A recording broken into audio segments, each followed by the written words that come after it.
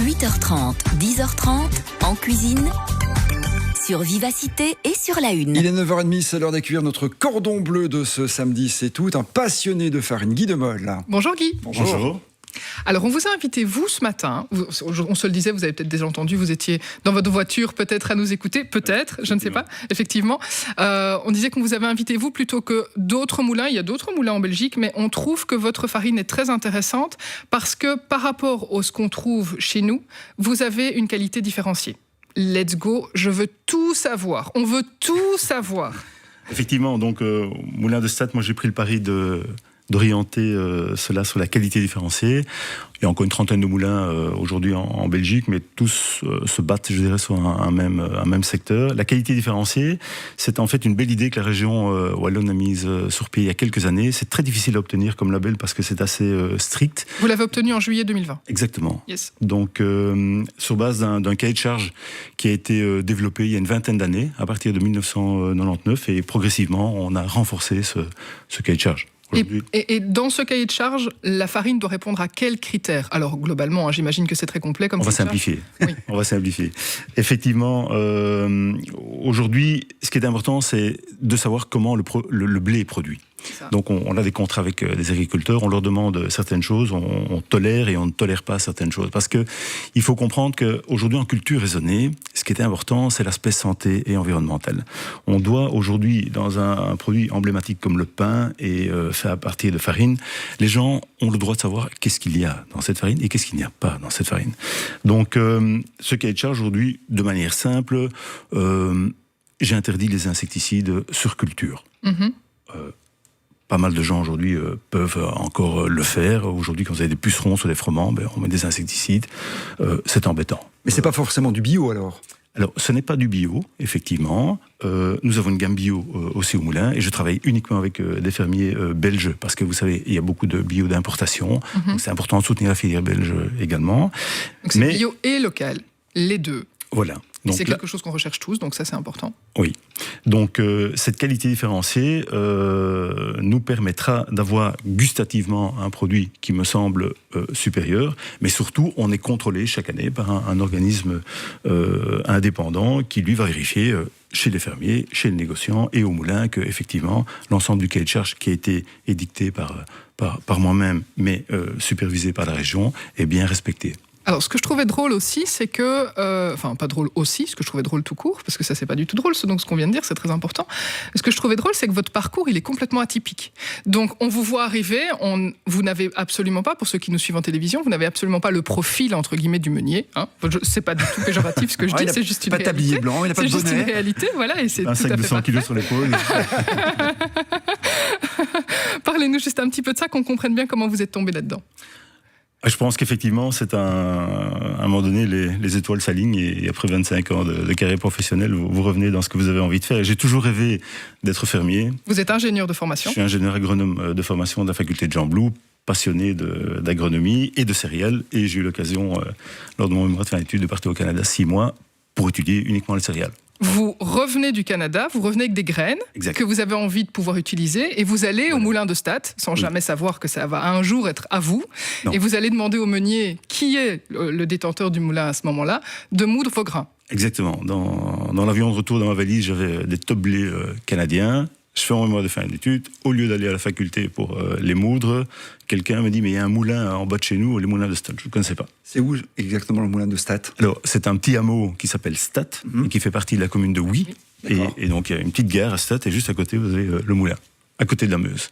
Entre-temps, vous faites plein d'autres choses. Oui. Vous démarrez votre carrière professionnelle, vous travaillez pour des gros groupes, et puis un jour, vous revenez, entre guillemets, à vos premières amours, et vous retombez un peu par hasard sur les moulins de Stade. Effectivement, je suis allé refrapper à la porte des moulins, je suis retombé sur mon prédécesseur qui m'a vendu moulin, qui m'avait analysé les grains il y a 20 ans, et puis il me dit, écoutez, je pense que vous avez le profil pour reprendre mon moulin. Moi, j'étais très honoré. Bon, oui, on a repris le moulin et on le développe.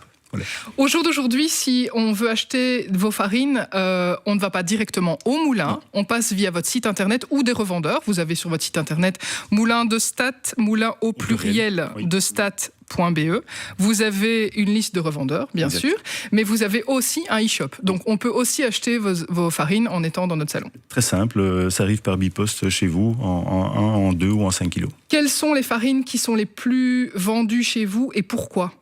Qu'est-ce que les gens achètent chez vous ? Qu'est-ce qu'on recherche tous, a priori, quand on va chercher des farines traditionnelles, moulues, moulins, moulues belles ? Je crois que les consommateurs aujourd'hui cherchent essentiellement une farine pour faire du pain. Mm-hmm. Et donc, on l'a vu avec la restriction du Covid. Beaucoup de gens ont recommencé à faire du pain. Ils ne souhaitaient plus aller en boulanger. Et je soutiens mes artisans en boulanger, mais bon, c'est le cas. Les deux options sont bonnes. Ce n'est pas parce qu'on fait son pain qu'on n'achète plus chez le boulanger. On peut acheter chez le boulanger, avoir de temps en temps envie de faire son pain. Enfin, ce sont vraiment deux options qui sont absolument parfaites et qui sont complémentaires. Oui. Donc, je dirais qu'aujourd'hui, il y a 3 types de farines qui sont dans notre top des ventes. C'est la T65, vous en avez parlé longuement tout à l'heure. La semi-complète. Voilà. Et donc, après, on a des multicéréales, le Florisol essentiellement, avec des graines dedans. Et la farine d'épeautre, qui est aussi pas mal achetée. Et puis, bien sûr, pour les gens qui sont convaincus du bio, nous avons du froment et de l'intégral en bio. En bio. Le pain que vous avez amené ici, c'est quel type de pain chez vous ? Alors ça, c'est le fleuron des moulins de Stade. C'est une très belle idée qu'a eu mon prédécesseur. Il s'est dit il y a 20 ans, on va créer un type de pain avec la Fédération des boulangers francophones, de manière à mettre en avant une filière, sans la nommer il y a 20 ans. Et donc aujourd'hui, ce pain est le pain Bayard. Et ce pain est donc vendu avec la charte culture raisonnée. Les boulangers s'engagent également à respecter une fermentation longue. C'est important pour développer les saveurs gustatives. Et une meilleure conservation aussi, c'est important. Une meilleure conservation. Et on le trouve où, ce pain ? Alors ce pain, vous pouvez le trouver, nous livrons environ une boulangerie artisanale sur 3 en région wallonne. J'espère que ça va se développer. Et donc j'invite les consommateurs à demander le pain Bayard chez leur boulanger. Si le boulanger n'est pas encore client chez nous, on sera ravis de le livrer. Donc en fait, vous travaillez et avec des professionnels et avec nous particuliers. Oui. On peut trouver vos farines, mais vous faites aussi votre pain et on peut aussi acheter votre pain chez un professionnel. Non. Ok, alors j'ai besoin d'infos plus. Nous ne faisons que de la farine et cette farine est livrée chez les boulangers. Le boulanger fait ce pain qui reçoit donc ce label Bayard, enfin ce label. Oui, c'est un label. Vous pouvez c'est ça. être emballé dans un sac qui est reconnaissable. Vous avez le label de la région wallonne, produit reconnu de qualité différenciée. Et comme nous rémunérons nos agriculteurs avec un prix différent, nous avons également le prix juste producteur. Et l'ensemble de la filière est expliqué derrière. Ça, c'est super. Oui, parce que ça permettrait effectivement de donner de la crédibilité à la filière. Et aussi sur le pain, vous avez une petite pastille qui est consommable. Oui. À l'instar en fait des produits bio où il est mis bio dessus.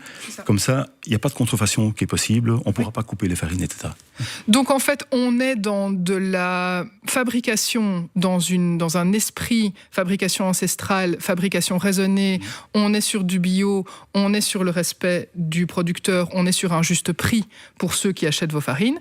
Et malgré tout, on est dans une version 2.0 parce que vous avez cette formation et que vous êtes ingénieur et que vous avez clairement envie de faire évoluer, et vous le faites, de faire évoluer les moulins de Stade dans un élan commercial pour toucher plus de monde pour qu'on mange tous mieux. Voilà. Je pense que c'est ça qui fait vraiment la différence. Il y a ce mix de tradition et de modernité chez vous qui font que les moulins de Stade, pour moi, sont uniques. Vous n'avez pas de concurrents dans ce domaine. Il y a plein d'autres moulins, il y a plein de bonnes farines. On n'est absolument pas en train de dire qu'il y a des personnes qui font mal leur travail. Tellement loin de là, on a tellement de chance chez nous de pouvoir avoir des farines de qualité comme ça à disposition. Vous nous parliez du fait qu'il y avait encore une trentaine de moulins en Belgique, c'est absolument magnifique sur la taille de notre pays, donc c'est vraiment génial. Mais ici, je trouve qu'il y a vraiment une attention particulière qui est apportée au produit pour le faire évoluer vers quelque chose qui est disponible à tous. Donc ça, c'est quelque chose de très, très important, je trouve, à noter. Et c'est pour ça qu'on avait envie de vous avoir, vous, ce matin, et pas quelqu'un d'autre. Merci à vous.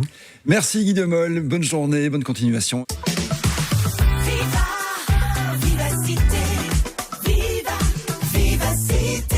En cuisine, revient dans un instant.